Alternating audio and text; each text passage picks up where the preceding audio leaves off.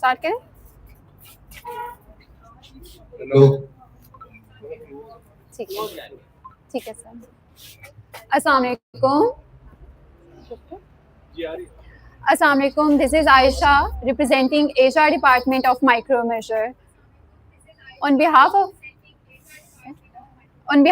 Micromeasure, I welcome you all on today's session, health awareness session and medical camp in a collaboration with NAYAB Labs and Diagnostic Center. So as you all know, Micromeasure has signed MOU with NAYAB Labs and Diagnostic Center. So I will to promote the health and awareness for the employees. So I would like to thank our management who took this initiative, and their continued support and effort to make it happen. So I would like to request you all, please clap for a moment for our management initiative. The details regarding the session, discounts and doctor consultation has already been shared with you all.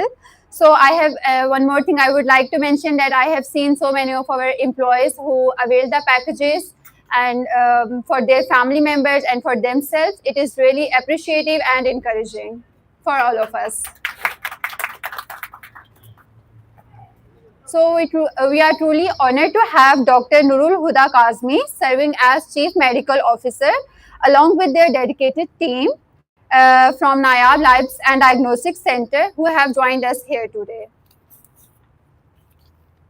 Now I would like to invite Mohammad Ali Rafiq, serving as head of marketing sales, to share details regarding the NAYAB Labs representing in different provinces, its services, branch offices and loyalty cards they are serving to Micromeasure employees. So sir, please come forward. Thank you. Assalamu alaikum. This is Ali Rafiq and I'm the head of sales and marketing serving at NAYAB Labs and Diagnostic Center. I would like to pay gratitude to the management of Micromerger जिन्होंने आज का ये event अपने employees के लिए organise किया है और it's a blessing for employees जब भी आपकी ऑर्गेनाइजेशन की मैनेजमेंट या टॉप कैडर के जो लोग हैं वो सोचते हैं कि अपने एम्प्लॉयज़ के लिए कौन सा इनिशिएटिव ऐसा लिया जाए जिसमें उनकी वेलबींग का ख्याल रखा जाए और कैसी ऐसी कोलैबोरेशंस की जाएं तो अदर वे उनकी और उनकी फैमिली को जो बेनिफिशियल सपोर्ट दे सके। In today's event Nayab lab को मैं एक शॉर्टली सा इंट्रोडक्शन देना चाहूँगा आप सबके लिए। After that I would request कि हमारी जो डॉक्टर हैं वो आके आपको ब्रीफ करेंगी in today's session.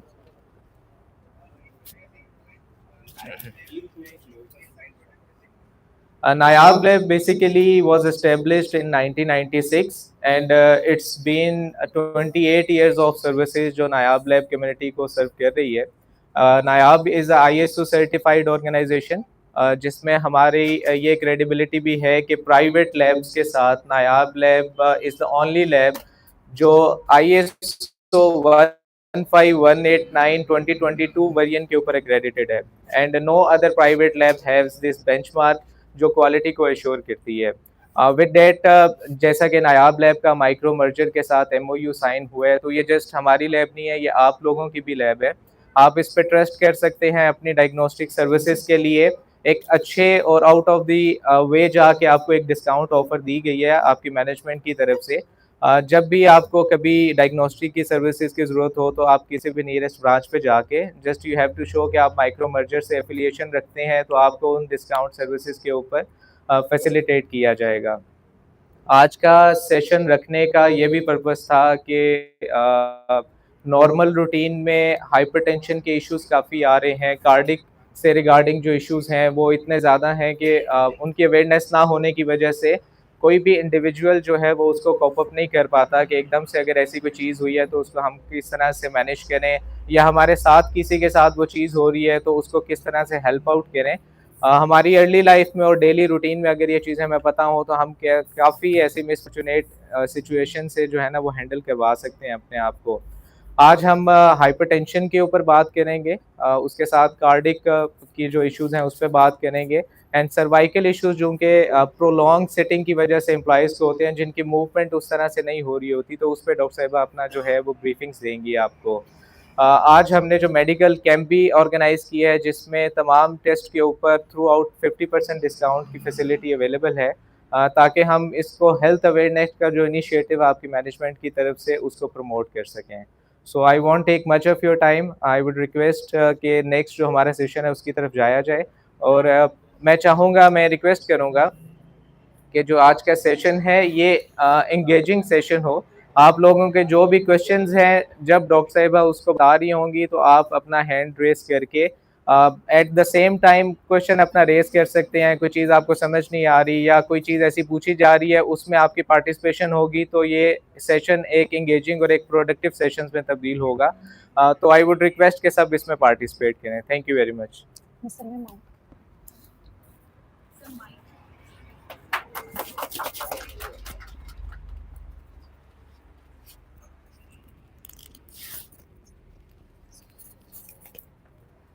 Okay, now I would like to invite Dr. Nurul Huda to share her valuable insights on hypertension, cardiac health, impacts of prolonged sitting, and correct workplace posture.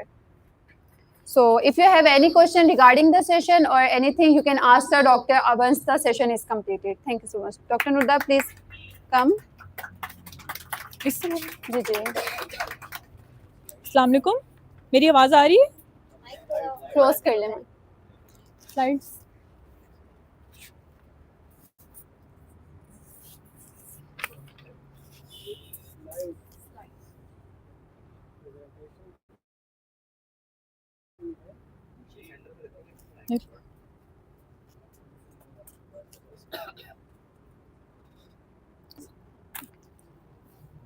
कौन सा वाला?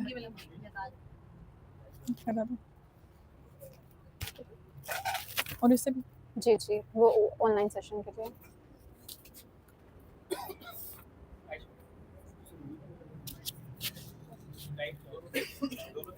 दोनों दे दी, 2 mics हैं उनके पास। ठीक है। अच्छा ठीक है, हम स्टार्ट करते हैं। I am doctor Sayeda Noor, Nayab labs में चीफ मेडिकल ऑफिसर हूँ। आज हमने 2 टॉपिक से बेसिकली बात करनी है, हाइपरटेंशन और कार्डियोवास्कुलर डिजीज़, और ऑफिसेज में जो सेडेंटरी लाइफस्टाइल होता है उसको हम किस तरह प्रिकॉशनरी मेजर्स हम अपनाएं कि हमें ये सब बीमारियां ना हों। ठीक है, हाइपरटेंशन से हम स्टार्ट करेंगे। ठीक है, हाइपरटेंशन क्या होता है? साइलेंट किलर इसको हम क्यों कहते हैं? ये होता है कि हाइपरटेंशन में ब्लड वेसल्स जो होती हैं उसमें प्रेशर ज़्यादा होता है, ब्लड वेसल्स में। ठीक है, और शुरू में तो हमें पता नहीं लगता क्योंकि इसके कोई सिम्टम्स ही नहीं होते। बीपी हाई होने के सिम्टम्स ज़्यादा होते ही नहीं हैं। जो होते हैं वार्निंग साइंस हाई, उसमें ब्लड विजन हो जाती है, चेस्ट पेन होता है, सर में दर्द होता है, लेकिन अक्सर लोगों को होता ही नहीं है। इसलिए इंसान को हफ्ते में 2-3 बार ब्लड प्रेशर चेक कर लेना चाहिए। ठीक है, क्योंकि ऑफिस में स्ट्रेस वगैरह बहुत ज़्यादा होता है। नेक्स्ट स्लाइड करेंगे। इसके वार्निंग साइंस आपको ज़रूर कब मेडिकल हेल्प की ज़रूरत कब पड़ती है? जब आपको बहुत ज़्यादा हेडेक हो रहा हो, ब्लड विजन हो, कहीं से भी अगर आपका खून आ रहा है ना, तो आपको ज़रूर मेडिकल हेल्प की हेल्प लेनी चाहिए। ब्रीथिंग इश्यूज़ अगर आ रहे हैं, चेस्ट पेन हो रहा है, तो ये बहुत सिग्निफिकेंट हो जाता है। वैसे भी हर इंसान को हफ्ते में 2-3 बार ब्लड प्रेशर ज़रूर चेक करवाना चाहिए। ठीक है, अच्छा आप लोग बताएंगे कितने लोग ब्लड प्रेशर रेगुलर चेक करवाते हैं? अच्छा, आप करवाते हैं तो आपका कितना आता है?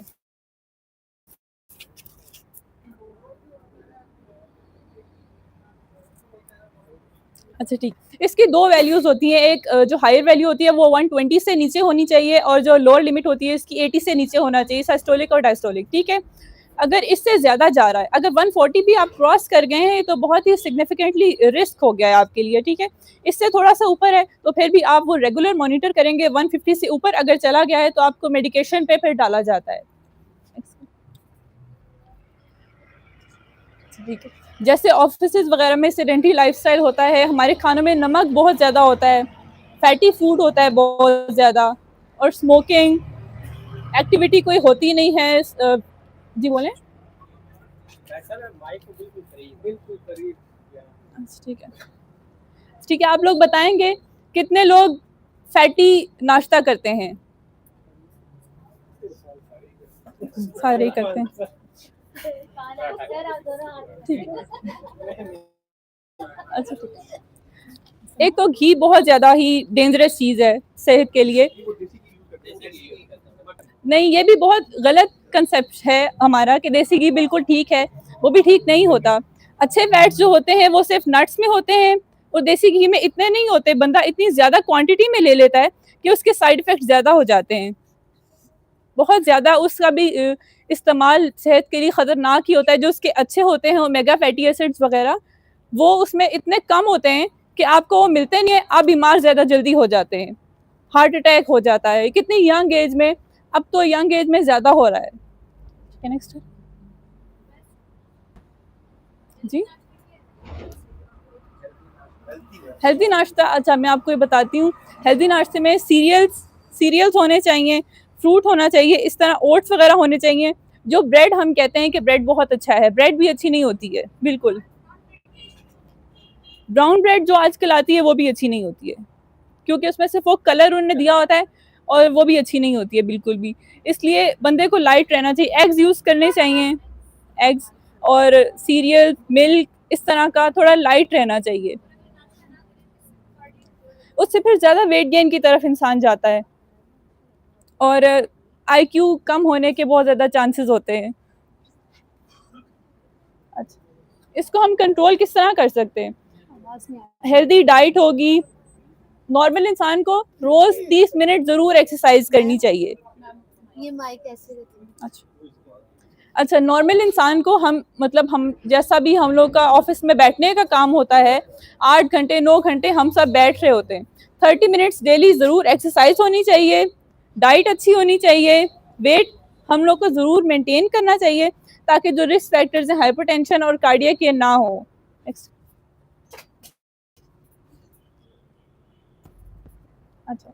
कार्डियोवास्कुलर डिजीज, इस पे बात करते हैं।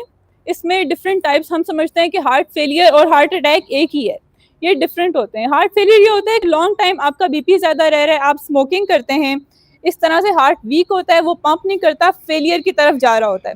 अटैक अचानक होता है, ठीक है। फेलियर और अटैक ये दो अलग अलग चीज़ें। एक होती है कोरोनरी आर्टरी डिजीज, ये क्या होता है कि आपका जो हार्ट है उसकी ब्लड वेसल्स होती हैं, उसकी अपनी भी एक ब्लड सप्लाई होती है। जो लोग स्मोकिंग करते हैं, डायबिटिक्स हैं, जिसका HbA1c ज़्यादा होता है या जिनका ब्लड प्रेशर ज़्यादा रह रहा होता है, उनमें ये जो कोरोनरी आर्टरीज होती हैं दिल वाली, उसमें क्लॉट्स बन जाते हैं और हार्ट की अपनी ब्लड सप्लाई रुक रही होती है। और स्ट्रोक क्या होता है कि जो ब्लड वेसल्स ब्रेन को सप्लाई कर रही होती हैं उसमें क्लॉट आता है, वो ब्लड सप्लाई टू ब्रेन रुकने की वजह से फालिज जिसको कहते हैं वो हो जाता है। नेक्स्ट है, आपने इमीडिएटली हेल्प कब लेनी है?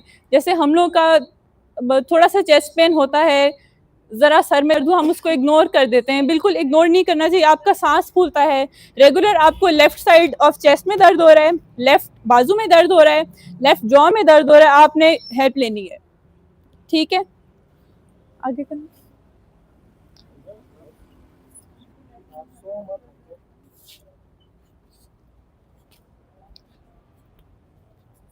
जैसे नायाब लैब्स भी अभी आपको सब लोग टेस्ट करवा ही रहे हैं। रेगुलर चेकअप बहुत ज़्यादा ज़रूरी होता है। जैसे लाइफस्टाइल हम चेंज करेंगे वो तो एक चीज़ होगी, लेकिन लैब से भी ऐसे हम प्रिकॉशनरी मेजर्स अपना सकते हैं कि अगर आपका लिपिड प्रोफाइल में फ़ैट ज़्यादा आ गया है तो आप कोलेस्ट्रॉल लोअरिंग टैबलेट्स यूज़ करेंगे तो कम हो जाएगा, आपका एक रिस्क फैक्टर कम हो जाना है इस तरह। इसलिए रेगुलर चेकअप्स यूँ ज़रूरी हैं। आपका HbA1c अगर ज़्यादा आ गया, आपको पता लग गया है कि आपको डायबिटीज़ है, आप डायबिटीज़ की टैबलेट यूज़ करेंगे तो आपका एक रिस्क फैक्टर कम हो जाना है, आपको वो बीमारी नहीं होगी जो ज़्यादा डेंजरस है। एक्टिव रहना चाहिए, स्ट्रेस मेंटेन करना चाहिए।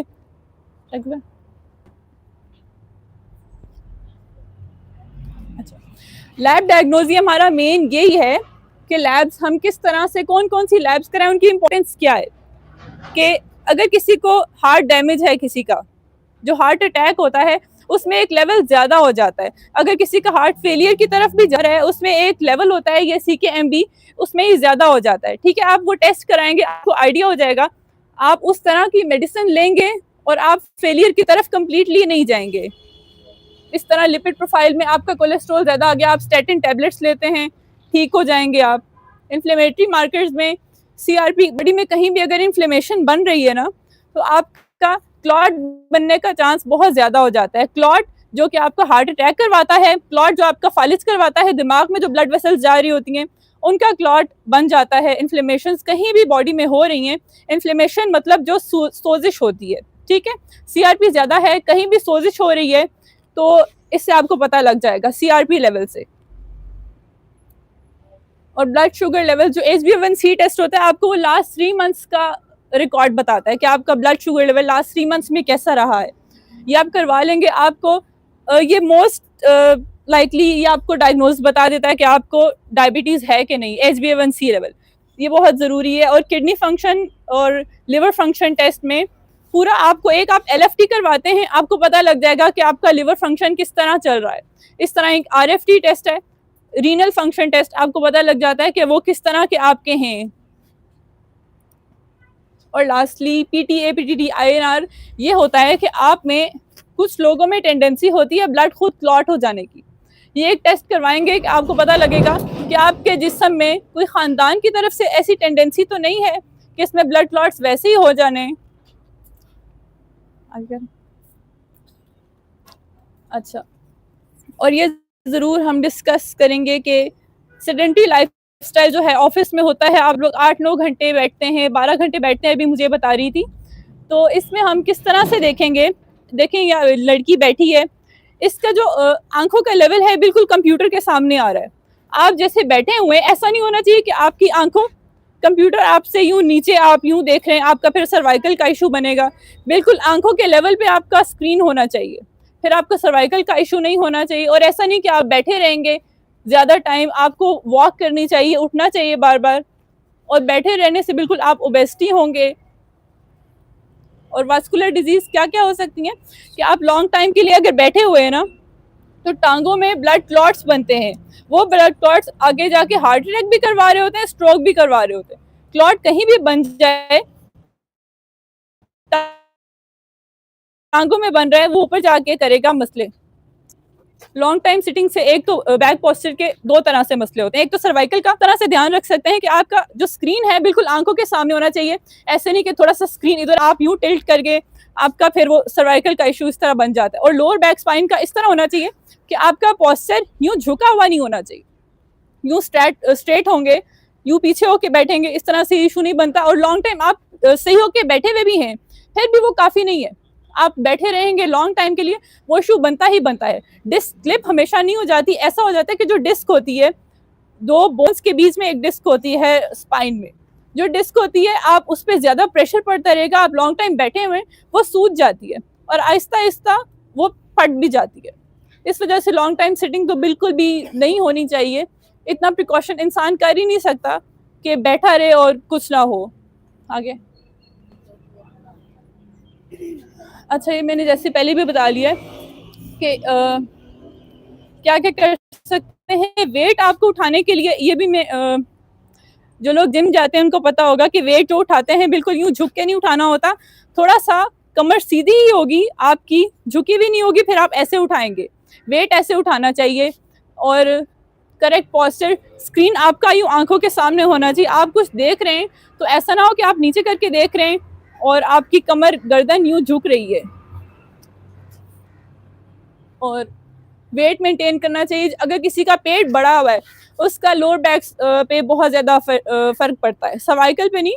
किसी का पेट बड़ा हुआ है तो फ़ौरन पीछे उसका वज़न जाता है और बहुत डेंजरस होता है। मसाज करना चाहिए, रेगुलर एक्सरसाइज होनी चाहिए, मसल स्ट्रेच होते रहने चाहिए। एक्सरसाइज करते हैं उससे ये नहीं होता कि आपकी अगर कोई डिस्क स्लिप हुई हुई है तो वो ठीक हो जाएगी। एक्सरसाइज का ये फ़ायदा होता है कि जो बैक मसल्स हैं वो इतने स्ट्रांग हो जाते हैं कि आपके जो डिस्क है उसको वो फर्दर ख़राब होने से बचाते हैं, वो ठीक नहीं करते उसको। अगर किसी का डिस्क स्लिप हो गया है, वो एक्सरसाइज करेगा, उसका ऐसा नहीं है कि वो डिस्क अब वो रिपेयर करनी है, उसके मसल पे स्ट्रांग होंगे कि वो फर्दर ख़राब होने से बचाएंगे उसको। बस ठीक है। नायाब लैब्स आज हमने यहाँ पे कैंप लगाया, इसका भी यही मकसद था कि सब अपने प्रिकॉशनरी टेस्ट सब लोग करवाएं, जिसमें mainly CKMB, LFT, RFT, HbA1c जो डायबिटीज़ का 3 मंथ्स रिकॉर्ड बताता है, इस तरह के मेन टेस्ट सबको करवा लेने चाहिए ताकि कोई डायग्नोज अगर बन जा रहा है तो उसका वो ट्रीटमेंट पे आए। ऐसा नहीं कि बस वो लेके बैठे हैं, आपको पता ही नहीं है। अक्सर लोगों को पता ही नहीं होता कि उनका एक फंक्शन मतलब एक ऑर्गन उनका खराब है। ठीक है, थैंक यू। कोई क्वेश्चंस हैं?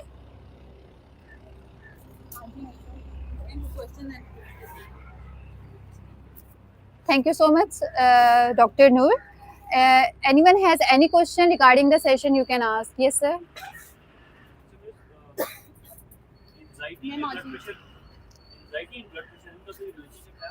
बिल्कुल, बहुत ज़्यादा है, बहुत बड़ा रिस्क फैक्टर है। रिस्क फैक्टर्स मैं आपको बताती हूँ हाइपरटेंशन के। स्मोकिंग है बहुत ज़्यादा, स्ट्रेस है, वेट है, ठीक है, और एक्सरसाइज जो नहीं होती है, ये सब इसके रिस्क फैक्टर हैं, जिसमें स्मोकिंग, स्ट्रेस तो आजकल यंग जनरेशन को बहुत ज़्यादा है।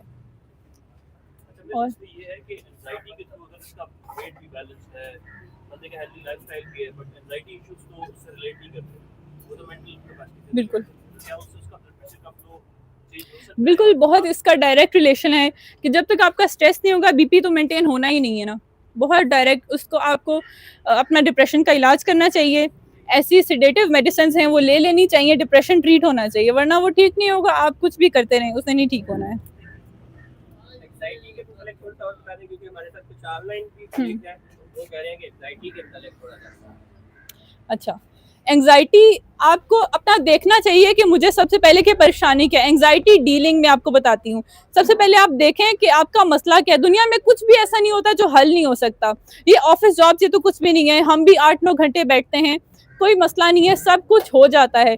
ऑफिस वर्क को लेके कभी भी इतनी परेशानी नहीं होनी चाहिए। अगर घर में भी कोई है उसको डील करें, क्योंकि परेशान रहने से तो कुछ ठीक नहीं हो रहा। कोशिश करनी चाहिए कि काउंसलिंग से ही वो ठीक हो, मेडिसिन की तरफ ना जाए, क्योंकि जो एंजाइटी डिप्रेशन की मेडिसिन हैं उनसे नींद आती है और उनकी डिपेंडेंस होती है, इसलिए उनको बहुत देखभाल के दिया जाता है कि उनका ही नशा हो जाता है लोगों को। एंजाइटी की, डिप्रेशन की जो भी मेडिसिन हैं उसका नशा ही वर्ड में यूज़ करूँगी कि वो लोग फिर नशे की तरह लेते हैं। तो बेहतर है कि काउंसलिंग से ही, साइकोलॉजी में दिखाना चाहिए साइकोलॉजिस्ट को, काउंसलिंग से ही उसको ठीक होना चाहिए, क्योंकि परेशान रह के तो किसी चीज़ का इलाज हो नहीं सकता। आप चीज़ का हल कर सकते हैं तो करें, नहीं तो खुदा न खास्ता किसी के पेरेंट्स की, किसी की घर में डेथ हो जाती है, किसी चीज़ को ठीक तो नहीं किया जा सकता, लेकिन अपनी सेहत ख़राब करने का क्या फ़ायदा? कोई फ़ायदा नहीं है। बंदे को खुश रह के ही बंदा चीज़ों के मसले हल करता है। अगर आपको ऑफिस में कोई परेशानी है, कुछ भी, कोई कलीग तंग करता है, कुछ भी है, आप कोई हल उसका करें। ये नहीं कि परेशान होके बैठ जाएंगे, अब हम बच्चे तो हैं नहीं। उस चीज़ का हल करना चाहिए, मेडिसिन की तरफ नहीं जाना चाहिए। काउंसलिंग से ही अपने दोस्त से बात करनी चाहिए, कोई भी दोस्त है उससे बात करें, काउंसलिंग से इसका हल होना चाहिए। मैं तो इस चीज़ के इतना साथ नहीं देती कि लोग मेडिसिन पे चले जाएं। वो सिडेटिव मेडिसिन होती हैं, लोग फिर दूसरी तरफ निकल जाते हैं, वो नहीं लेनी होती। फिर उसको जब भी आइंदा कभी डिप्रेशन होगा, वो कहेगा कि मुझे वो वाली गोली दो, मैं उससे ठीक हो जाता हूँ, वो ठीक नहीं होती है।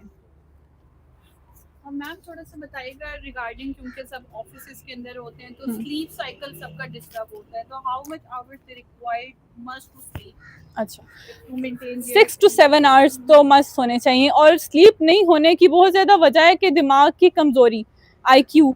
अगर आप रात को, क्योंकि कॉर्टिसोल लेवल्स एक हार्मोन लेवल्स होते हैं, वो स्पेसिफिकली एक टाइम में रिलीज़ होते हैं, उसका साइकिल डिस्टर्ब होता है तो आपका वेट गेन होता है। नींद पूरी ना होने की वजह से वेट गेन होता है, नमक खाने की वजह से वेट गेन होता है बहुत ज़्यादा। ये लोगों को इतना पता नहीं है कि डाइट में नमक बहुत बुरी चीज़ है, जितना फैट बुरा है उतना नमक बुरा है। ये दोनों आपका वेट गेन करवा रहे होते हैं। और स्लीप का जैसे मैं बता रही थी, अगर ये आप टाइम पे नहीं सो रहे उठ रहे तो ये भी आपका वेट गेन करवाता है। स्ट्रेस, एंजाइटी, नींद भी ख़राब होना ये बहुत बड़ी वजह है। और कोई क्वेश्चन?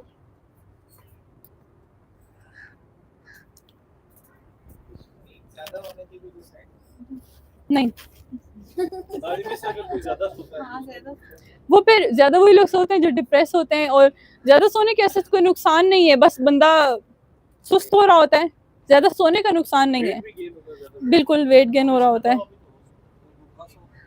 भूखा सो के पतला ही होगा, ऐसा नहीं होता कि भूखे सोए जा रहे हैं और वेट गेन। क्रैश डाइट्स भी है, जिस तरह जी। ऑयल डाइट है, इस तरह की डाइट्स तो डाइट पे कुछ हमें बताएं कि जो अच्छा। हेल्दी हार्ट के लिए या हेल्दी लिवर के लिए अच्छा, ये मैं ज़्यादा डिस्कस नहीं कर सकी पहले, कि जैसे आप लोग कह रहे थे कि पराठा खाते हैं, घी तो बहुत ही गलत है। Extra virgin olive oil use करना चाहिए, एक्स्ट्रा वर्जिन नहीं करे, नॉर्मल ऑलिव ऑयल पे शिफ्ट होना जाना चाहिए। इतना कॉस्ट डिफरेंस नहीं होता है ऑलिव ऑयल का और जो दूसरे ऑयल्स और घी यूज़ कर रहे हैं, बिल्कुल इतना कॉस्ट डिफरेंस है ही नहीं, ठीक है।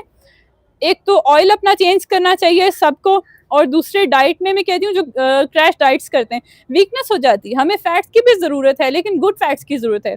गुड फैट्स किस किस चीज़ में होते हैं? फैट्स, गुड फैट्स का जो ओमेगा फैटी एसिड्स होते हैं, उसका बहुत अच्छा ज़रिया नट्स हैं। हर तरह के नट्स में बहुत अच्छे फैटी एसिड्स होते हैं। देखिए, आपको सुनने में लग नहीं रहा होगा कि नट्स में किस तरह फैट्स हो सकते हैं, लेकिन नट्स में बहुत अच्छे फैट्स होते हैं। आप डेली के लेना शुरू कर दें, जो दिमाग के लिए बहुत ज़रूरी होते हैं, बहुत अच्छे होते हैं। और जो देसी घी के बारे में, ये तो मैं मिथ ही कहूँगी कि इसमें देसी घी सेहत के लिए अच्छा है। वो पुराने ज़माने में लोग होंगे जो पता नहीं 10 किलोमीटर वो चलते हैं, काम करते हैं, वो हज़म कर लेते थे। हम तो बैठे रहते हैं सारा दिन, हम नहीं मैनेज कर सकते कोई भी घी। उसमें आप ऐसा समझ लें कि 100 किलो का है अगर देसी घी, उसमें 1 किलो सिर्फ होगा अच्छा वाले फैटी एसिड्स, बाकी सारे ख़राब फैट्स हैं। उनकी हमें ज़रूरत नहीं है, वो तो हमें नुकसान दे रहे हैं। हार्ट फेलियर का मैं अभी बताना चाहूँगी कि हार्ट अटैक बेसिकली ज़्यादा यंग एज में आजकल क्यों हो रहा है? स्मोकिंग जिनका, और डायबिटीज़ जिनका, HbA1c ज़्यादा होता है, और फैट्स जो लोग यूज़ करते हैं, और स्ट्रेस। ये 4 बेसिक रिस्क फैक्टर्स हैं कि एक हार्ट की पिक्चर भी थी यहाँ पे, कि हार्ट की अपनी ब्लड वेसल्स होती हैं, उसमें क्लॉट बन जाता है। ये सब चीज़ें हैं ना, कोई बंदा डायबिटिक है, कोई बंदा स्मोकिंग करता है, या कोई स्ट्रेस में है, वो क्लॉट बन जाता है। हार्ट की अपनी ब्लड सप्लाई होती है, हार्ट को भी तो खून चाहिए, हार्ट की अपनी ब्लड सप्लाई होती है, वहाँ पे वो क्लॉट बनना शुरू हो जाएगा, अचानक से वो क्लॉट बड़ा हो जाएगा और हार्ट को खून मिलना ही फिर बंद हो जाता है। इसको कहते हैं हार्ट अटैक, ठीक है। इसके ये बेसिक रिस्क फैक्टर्स हैं। स्मोकिंग तो बहुत बड़ा है, आजकल यंग जनरेशन बहुत ज़्यादा स्मोकिंग करते हैं। ये सबसे बड़ा, मैं कहूँगी सबसे बड़ा रिस्क फैक्टर्स है। कोई स्मोकर हो ही नहीं सकता कि उसका हार्ट हेल्दी हो। वो अपना एको करा के देखे।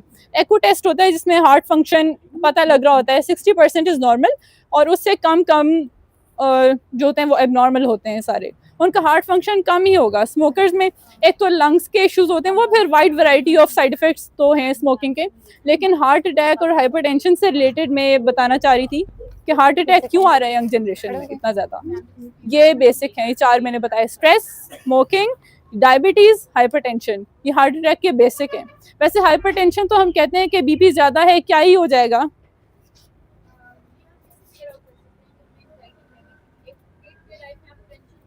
जी जी माइक नहीं चल रहा आपका। हाँ, माइक में चल रहा है, रख देना चाहिए। माइक हमजा को कहीं ना चले। एंग्जाइटी सबसे ज़्यादा कि इंसान डरता रहता है, सबसे ज़्यादा।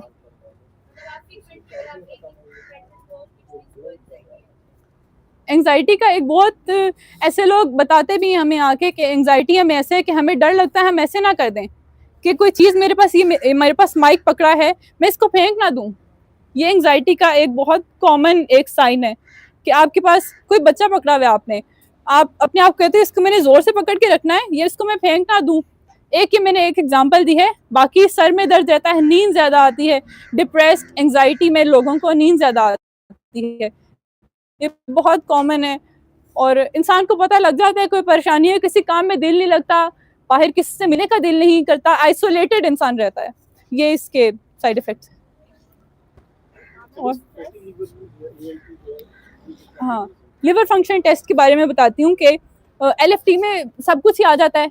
एक तो LFT में सब कुछ आ जाता है, और लिपिड प्रोफाइल में कोलेस्ट्रॉल किसी का ज़्यादा आया है तो वो अपना अल्ट्रासाउंड भी ज़रूर करवाए कि उसका फैटी लिवर भी बन रहा होगा। डेफिनेटली फैटी लिवर बहुत ही डेंजरस चीज़ है। फैटी लिवर ख़राब हो के किसी का ज़्यादा अर्सा फैटी लिवर रह रहा है तो ख़राब हो के लिवर फेलियर की तरफ भी चला जाता है।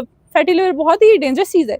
LFT में लिवर फंक्शन पता लग जाता है, और ये बेसिकली आपको ये सब टेस्ट एक दफ़ा कराने चाहिए, ठीक है, कि आपको अपना लिवर फंक्शन पता चले, renal function, kidney function test पता लगे RFT से। ताकि पता लगे। एक दफ़ा आपका कोलेस्ट्रॉल ज़्यादा आ गया है, उसका मतलब आप में मसले चल ही रहे हैं।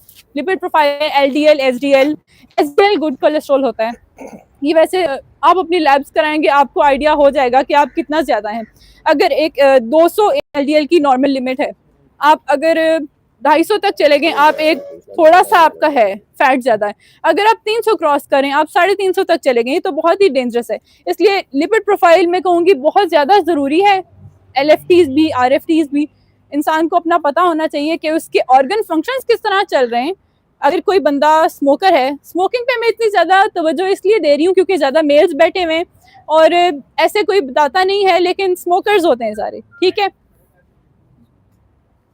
तो उनको अपनी ऑर्गन हेल्थ को ज़रूर देखना चाहिए, सारे अपने टेस्ट करवाने चाहिए। सेहत है तो ज़िंदगी है।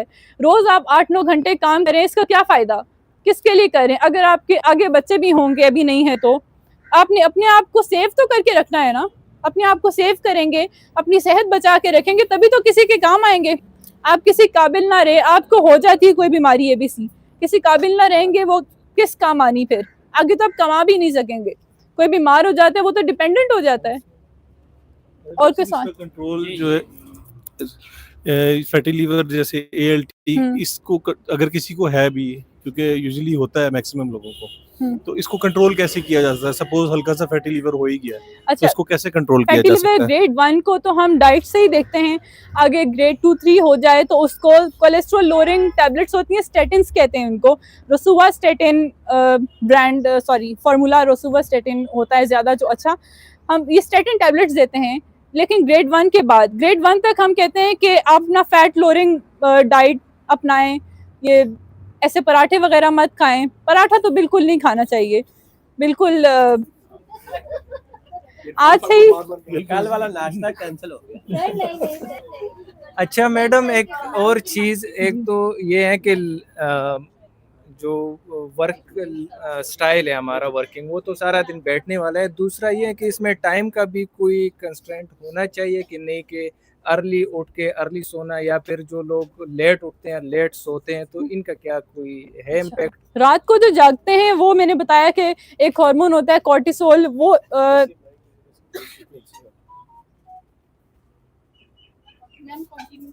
इससे आ रही है आवाज़? जी जी से अच्छा ठीक है।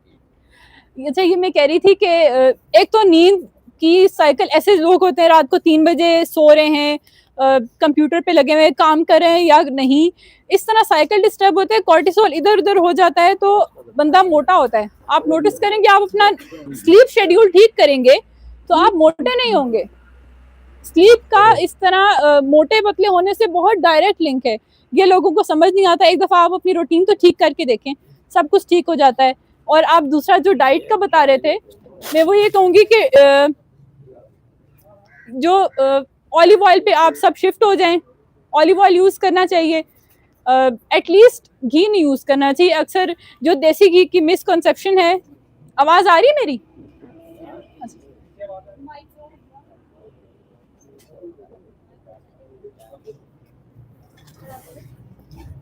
अच्छा, ये आप सबकी देसी घी की मिसकंसेप्शन तो मैंने शायद ख़त्म कर दी है कि इसमें जो अच्छे फैटी एसिड्स होते हैं, फैट्स में फैटी एसिड्स होते हैं, ठीक है। जो अच्छे वाले फैटी एसिड्स हैं, ओमेगा फैटी एसिड्स वगैरह, ये बहुत कम अमाउंट में होते हैं।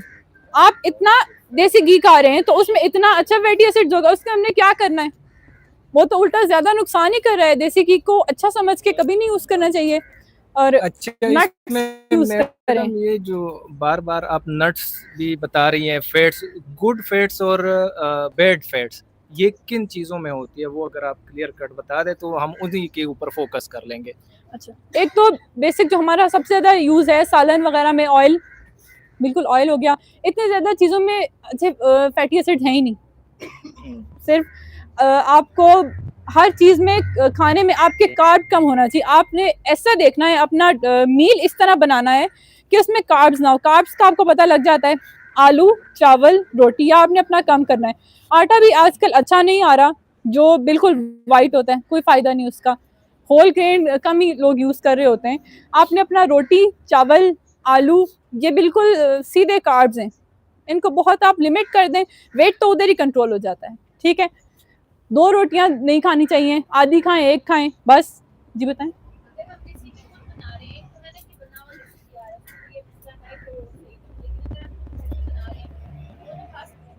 कम अमाउंट में, बिल्कुल कम अमाउंट में खाएं।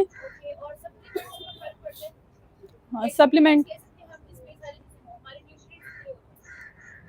मैं आपको सप्लीमेंट का नाम बता दूं, सप्लीमेंट का इतना फायदा नहीं होता जितना असली खाने का हो रहा होता है, जैसे नेचुरल हो रहा होता है। विटामिन सी जो आपको ऑरेंज से मिल रहा है वो आपको वो कैल्शियम डी से नहीं मिलेगा, बिल्कुल बहुत ज्यादा फर्क होता है। उसकी एब्जॉर्प्शन ही नहीं होती है जिस्म में, जीआईटी में जाता है, इतनी एब्जॉर्प्शन ही नहीं होती, जितना भी खाई जाओ थोड़ा होता है। और जो सप्लीमेंट्स होते हैं और कोई भी मेडिसिन दूध के साथ नहीं लेनी चाहिए, उसकी एब्जॉर्प्शन वहाँ रुक रही होती है अक्सर। आयरन के सप्लीमेंट स्पेशली आप कभी भी दूध के साथ नहीं लेने चाहिए। आइबर्ट फोलिक या सिंपल आयरन कोई लोग ले रहे होते हैं, वो कभी दूध के साथ नहीं लेनी चाहिए। और सप्लीमेंट जी जी ले सकते हैं, इससे नुकसान नहीं है, लेकिन पहले टेस्ट हो जाने चाहिए। औरतों में वैसे विटामिन डी बहुत कम होता है, हफ्ते में एक दफ़ा सनी डी का कैप्सूल लेना चाहिए। और विटामिन डी एक अच्छा है सप्लीमेंट, जो मैंने लोग बताते हैं कि बेहतर हो गए हैं। वैसे तो सर्बेक्स जी भी है जो एक्सपेंसिव नहीं है, सर्बेक्स सी आई थिंक 300 का, हाँ इस तरह उसकी।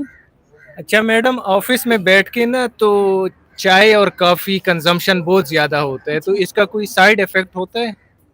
अच्छा, बड़े लोगों में इतना नहीं होता, चाय अच्छी होती है, आप दिन में 2 कप पिएं, चाय अच्छी है। कॉफ़ी भी, ये भी रिसर्चेस हैं कि आप दिन में थोड़ी लिमिट की कॉफ़ी, थोड़ी 1 कप कॉफ़ी इतना कह लें, इतनी पी रहे हैं वो आपके लिए अच्छी है, हार्ट हेल्थ के लिए अच्छी होती है। कॉफ़ी में, चाय में एंटीऑक्सीडेंट्स होते हैं, जो एंटीऑक्सीडेंट्स रहते हैं जिस्म में, तो कार्डियक प्रॉब्लम्स नहीं होते हैं, ये अच्छा होता है। ये मिल्क ब्लैक कॉफी या मिल्क के साथ? मिल्क के साथ लें, मिल्क का तो ऐसा साइड इफेक्ट नहीं, हम और इतनी फैटी चीजें ले रहे और हैं। एक्सेसिव से ज्यादा कोई नुकसान होता है फिर बिल्कुल एक्सेसिव होता है, लेने से? स्टमक अपसेट होता है, किडनी फंक्शन खराब होता है ज्यादा कैफीन से। जो कैफीन में कॉफी में जो कैफीन है वो 10% ज्यादा है चाय से, चाय का इतना नहीं होता। बस जो स्टमक में दर्द हो रहा होता है वो अपना थोड़ा देखना चाहिए कि बिल्कुल ब्लैक ना हो चाय जो पी रहे हैं, स्टमक अपसेट हो जाता है। नहीं तो है ये सेहतमंद। दिन में 1 दफ़ा आप कॉफ़ी लें, 2 बार चाय लें, इनमें से कुछ भी एक कर लें, या 1 बार कॉफ़ी ले लें या 2 कप चाय ले लें, ये अच्छा रहता है। सही। स्टमक अपसेट ना हो वो आपने ज़रूर साइड बाय साइड देखना है, क्योंकि दोनों से ख़राब हो रहा होता है। अच्छा ये और अच्छा डॉक्टर साहब, ये ब्लैक कॉफी जैसे बता रहे हैं तो इससे ये जो ALT, इससे फर्क पड़ता है? कहते हैं कि ब्लैक कॉफी पीने से कम हो जाता है। नहीं, वो उन लोगों का होता है जो लिवर फेल हो गया, ऐसे हम खबरों में भी सुनते हैं कि वो कॉफ़ी इतना पीता था तो ऐसा हो गया, ऐसा नहीं है। आप दिन में 1 दफ़ा एक लिमिटेड अमाउंट में कंज्यूम करें, कुछ नहीं होता। 1 कप आप रोज़ लें, और वो भी ब्लैक कॉफ़ी ना हो, दूध के साथ हो, कुछ भी नहीं होता, सेफ़ है, बिल्कुल सेफ़ है।